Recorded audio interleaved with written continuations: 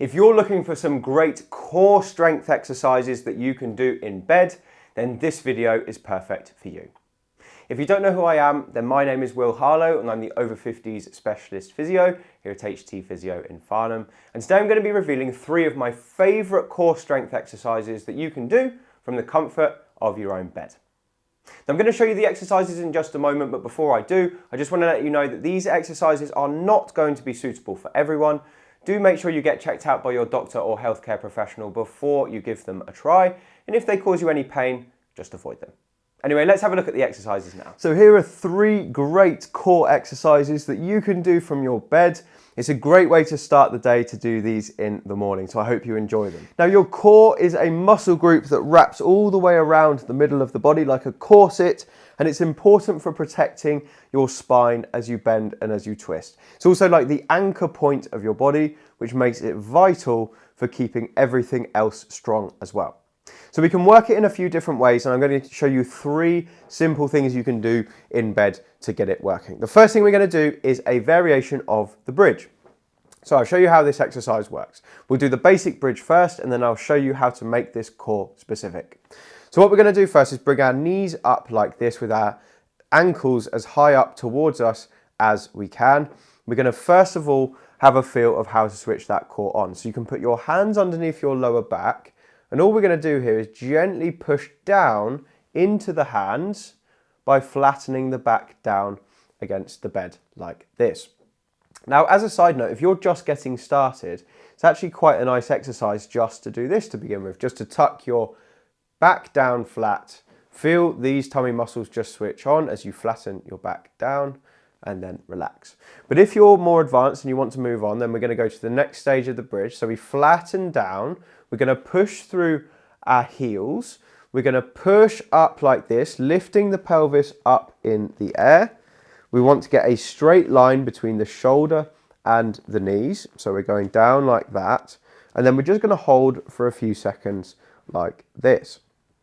And then we can come back down. So this is almost the intermediate level. We're just going to do a basic bridge. So again, we flatten down, push through the heels, push up like this to a straight position and hold for a few seconds. You can also squeeze your bum at the top if you want to get some glute involvement too. For many people, that's going to be a challenge, but for others, that's going to be too easy. So I'm going to show you how to make this even more core specific. This is how this looks. We flatten down, we push through the heels, we go up to that straight position, squeeze the bum at the top, and then we're going to try and extend one leg out in front of us. Now, what my body wants to do is to drop down like that, but I'm working really hard to keep it straight. And it's my core that's having to do a lot of that work to keep me in one position. Then I'm going to put that foot down, and then I'm going to try doing the other one without dropping my pelvis down. So I'm keeping my leg nice and straight. I'm trying to keep the pelvis level. The knees are still hopefully in line with the shoulders. Hold for a few seconds, pop that one down, and then we go down to the bed. And that's going to be a lot harder. It's a real challenge for people to keep that position without letting your pelvis drop to one side. And that's really your job there, is to keep that pelvis facing exactly the same position as it was when you had 2 legs on, even when you're taking one of those legs away.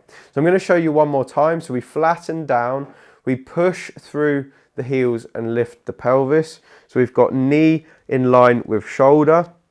Once we're comfortable in that position, make sure those glutes are switched on and then extend one knee. If you're just looking from here up, you should see that almost no movement happens there when I extended one of my legs. I'm going to put that one back down. Hopefully it looks exactly the same as I lift this one. So I've got a nice stable pelvis. I can feel my bum having to work harder and also my tummy, which is where the core is. And then that's going to come down and we're going to go all the way down to the bed. So that's a brilliant way to get you started with a core exercise that you can do in your bed. Now we're going to move on to exercise number 2, and what we're going to do here is something called the dead bug. And this is one of my favourite exercises for core strength, and I'm going to show you an easy version and the full version just in case the full is too difficult for you. So I'll show you the easy version first. So what we want to do again is flatten that lower back down, and this time we're going to bring one leg up here. So we've got a 90 degree and a 90 degree angle, and then the other one is going to come up to meet it like this.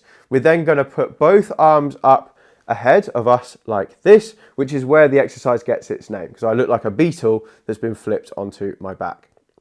Now, if this position already feels quite hard for you, you're starting to shake a little bit holding it, what you can do is you can pop both legs down and then slowly bring them back up again. So you're almost cycling from one leg down, two legs down, one leg up, two legs up. And this is a really nice way to work the core. If you're just a beginner and just getting started, and if you have back problems and you're worried that the full version of this exercise will be very difficult, this is a great place to get started. Remember, we're trying to keep that lower back flat on the ground the whole time, or flat on the bed, without it popping up.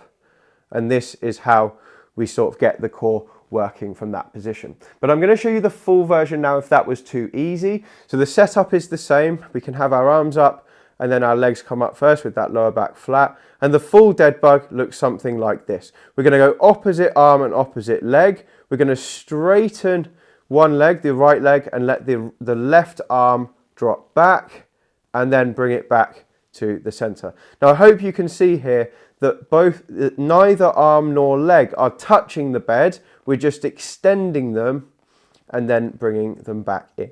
Now this is much harder than the basic variation, but for many people this is going to be a really great exercise to get that core working. You can really feel the core working.